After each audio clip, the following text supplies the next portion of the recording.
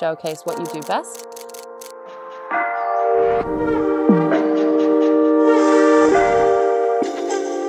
G'day, Jared from Tyre Review. We're actually going to be looking at what tyre pressures you should be running in the sand.